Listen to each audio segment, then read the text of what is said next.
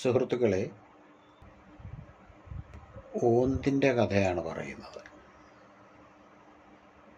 ഓന്താണല്ലോ ഇടയ്ക്കിടയ്ക്ക് നിറം മാറുന്നത്. ഇപ്പം സത്യം എന്തെന്ന് നമുക്ക് ഓന്തിനെ കണ്ടാൽ തിരിച്ചറിയാൻ പറ്റുകയില്ല. അതുപോലൊരു ചാനൽ ചർച്ചയിൽ വന്നിരിക്കുന്ന സ്വതന്ത്ര നിരീക്ഷകനുണ്ട്. അയാളുടെ പേരാണ് ശ്രീജിത്ത് പണിക്കർ. വാസ്തവത്തിൽ അയാളുടെ അണ്ടർവെയറിൻ്റെ കളറ് കാക്കിയാണ്. RSS പാളയത്തിൽ കാക്കിയും തെണ്ടുമായി നടന്ന ഒരു പരിവാര ശിശുവാണ് ശ്രീജിത്ത് പണിക്കർ. ഇയാൾക്ക് പൃഥ്വിരാജ് എന്ന് കേട്ടാലും ടൊവിനോ തോമസ് എന്ന് കേട്ടാലും ഒക്കെ വലിയ അറപ്പാണ്. സൗദി അറേബ്യ എന്ന് കേട്ടാൽ അവിടെ 2018 ഡ്രൈവിംഗ് ലൈസൻസ് സ്ത്രീകൾക്ക് കൊടുത്തതെന്നാണ് അദ്ദേഹത്തിൻ്റെ അഭിപ്രായം. അവിടെ ഈ ജെൻഡർ ഇക്വാളിറ്റി ഇല്ലെന്നും ഒക്കെയാണ് കത്തിച്ചു വിടുന്ന കാര്യങ്ങൾ. എന്നാൽ ഇവിടെ ഏതിനാണ് ഇക്വാളിറ്റി ഉള്ളത്? ഇവിടെ ഇക്വാളിറ്റി പ്രഖ്യാപിക്കുന്ന ഒരു ഭരണഘടനയുണ്ടായിട്ട് അതെടുത്ത് കടലിലെറിയാൻ ശ്രമിച്ചുകൊണ്ടിരിക്കുകയാണ്. ആ ഭരണഘടനയ്ക്ക് പകരം മനുസ്മൃതി കൊണ്ടുവെക്കാനുള്ള ശ്രമമാണ് ശ്രീജിത്ത് പണിക്കരും സംഘവും ചെയ്തുകൊണ്ടിരിക്കുന്നത്. ദേശീയ പതാകയുണ്ട്.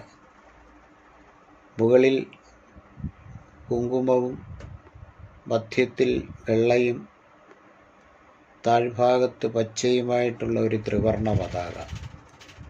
ഇത് മാറ്റി ഒരു കാവിക്കൊടി സ്ഥാപിക്കാനാണ് അവർ ആഗ്രഹിക്കുന്നത്. അപ്പോൾ അതിൻ്റെ വക്താവായിട്ടാണ് എപ്പോഴും ചാനലുകളിൽ വന്നിരിക്കുന്നത്. ഇപ്പോൾ ഹെഡ്ഗേവാറിനെ കുറിച്ച് പറയുന്നത് കേട്ടു. ഹെഡ്ഗേവാർ ആദ്യകാലത്ത് കോൺഗ്രസിൻ്റെ പ്രവർത്തകനായിരുന്നു. കോൺഗ്രസിൻ്റെ വലിയ വലിയ നേതാക്കന്മാർക്ക് പരിപാടികൾ അറേഞ്ച് ചെയ്ത് കൊടുക്കുകയും കോൺഗ്രസിൻ്റെ പ്രചാരകനുമൊക്കെ ആയിരുന്നു എന്ന് അദ്ദേഹം പറയുന്നത്. നാസിക്കിൽ, നാഗപ്പൂരിൽ ഒക്കെ ആയിരുന്നു അദ്ദേഹത്തിൻ്റെ പ്രവർത്തനം. ആ ഒരു ചെറിയ കാലത്തെ പ്രവർത്തനത്തിനിടയിൽ അദ്ദേഹത്തെ ബ്രിട്ടീഷ് പോലീസ് അറസ്റ്റ് ചെയ്ത് വിചാരണ നടത്തിയപ്പോൾ അദ്ദേഹം ബ്രിട്ടീഷുകാർക്കെതിരെ തീവ്രമായി സംസാരിക്കുകയും ചെയ്തതിൻ്റെ ഭാഗമായി 6 മാസത്തെ തടവ് വീണ്ടും ഒരു 3 മാസം കൂടെ കൂട്ടിക്കിട്ടിയതായിട്ടുമൊക്കെ അദ്ദേഹം പറയുന്നുണ്ട്. അത് കഴിഞ്ഞിട്ട് പിന്നെ ഇദ്ദേഹം എവിടെ പോയത്? 1925 നാഗപ്പൂരിൽ RSS സ്ഥാപിക്കാൻ. RSS സ്ഥാപിക്കാൻ പോയ ഈ ഡോക്ടർ ഹെഡ്ഗേവാർ കോൺഗ്രസ് പ്രവർത്തകനാണെന്ന് പറയുന്നതിലെ അനൗചിത്യവും അർത്ഥമില്ലായ്മയും യുക്തിയില്ലായ്മയും മനസ്സിലാകുന്നുണ്ടല്ലോ. കോൺഗ്രസ്സുകാരനായി തന്നെ നിൽക്കാൻ കഴിയും. അയാളുടെ മനസ്സ് മറ്റു വല്ലതും വെച്ച് ഉണ്ടാക്കിയതാണെങ്കിൽ ആ വഴിക്ക് പോകാനേ പറ്റത്തുള്ളൂ. നല്ല കോൺഗ്രസ്സുകാരായിട്ടിരുന്ന ജയപ്രകാശ് നാരായൺ കോൺഗ്രസിൽ നിന്ന് കോൺഗ്രസ് സോഷ്യലിസ്റ്റ് പാർട്ടിയിലേക്ക് പോയല്ലോ.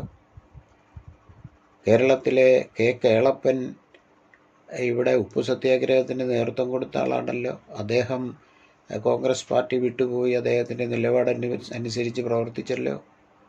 EMS AKജിയും ഒക്കെ കോൺഗ്രസ് പ്രവർത്തകരും നേതാക്കന്മാരും സംഘടനയുടെ ചുമതലയുള്ള സെക്രട്ടറിമാരും ഒക്കെ ആയിരുന്നല്ലോ. അവരൊക്കെ അതിൽ നിന്ന് മാറി അവർ പോയി RSSൽ ചേരുകയും അവരുടെ പദസഞ്ചലനം നടത്തുകയുമാണോ ചെയ്തത്? അപ്പോൾ ഹെഡ്ഗേവാർ കോൺഗ്രസ് ആണെന്ന് പറഞ്ഞിട്ട് ഇവിടുത്തെ കോൺഗ്രസ്സുകാരെ തെറ്റിദ്ധരിപ്പിക്കാനുള്ള ഒരു പാഴ്ശ്രമമാണ് അദ്ദേഹം നടത്തുന്നത്. കോൺഗ്രസ്സുകാരനായിരുന്നു ഹെഡ്ഗേവാർ. പിന്നീടാണ് അദ്ദേഹം RSS. കോൺഗ്രസ് കൊള്ളത്തില്ല, കോൺഗ്രസ് കൊള്ളരുതാത്തത് കൊണ്ട് അദ്ദേഹം RSS ഉണ്ടാക്കി. അങ്ങനെയാണോ? RSSൻ്റെ ലക്ഷ്യവും പരിപാടികളുമൊക്കെ ഈ നാട്ടിലുള്ള വിദ്യാഭ്യാസമുള്ളവർക്കറിയാം. RSSൻ്റെ ലക്ഷ്യം ഇതിനെ ഹിന്ദുരാഷ്ട്രമാക്കുകയാണ്. ആ ഹിന്ദുരാഷ്ട്രമാക്കണമെങ്കിൽ കുറേ അഴുക്കുകളെ തൂത്തുകളയണം. അതിലൊന്നാണ് മുസ്ലിം, രണ്ടാമത് ക്രിസ്ത്യൻ, മൂന്നാമത് കമ്മ്യൂണിസ്റ്റുകൾ. ഇങ്ങനെ കുറേ പേരെ ഇല്ലാതാക്കണം. ദളിതുകളെ ഇവിടെ കണ്ടേ കൂടാ. അവർക്ക് ദളിതുകളെ കാണുന്നത് ഇഷ്ടമല്ല. ഇങ്ങനെ വർണ്ണാശ്രമ വ്യവസ്ഥയിൽ അടിസ്ഥാനമായിട്ടുള്ള ഒരു ഭരണഘടന മനുസ്മൃതിയെ ഒന്ന് പരിഷ്കരിച്ച് കൊണ്ടുവരാൻ ശ്രമിക്കുന്ന മോദിയുടെയും ഷായുടെയും അടുക്കളയിൽ തേങ്ങ പൊതിക്കുകയും തിരുങ്ങുകയും പാത്രം കഴുകുകയും ചെയ്യുന്ന ഒരു വൃത്തികെട്ട മനുഷ്യനാണ് വന്നിരുന്ന് ഞാൻ RSS അല്ല, ഞാൻ BJP അല്ല, ഞാൻ അവരുടെ വക്താവല്ല എന്ന് പറഞ്ഞ് മനുഷ്യരെ ധരിപ്പിക്കുന്നത് കോൺഗ്രസ് ആണ് പോലും ഹെഡ്ഗേവാർ എന്നാണ് ഇയാൾ പറയുന്നത്. നാണമില്ലേ ഇയാൾക്ക്? ഇന്നൊരു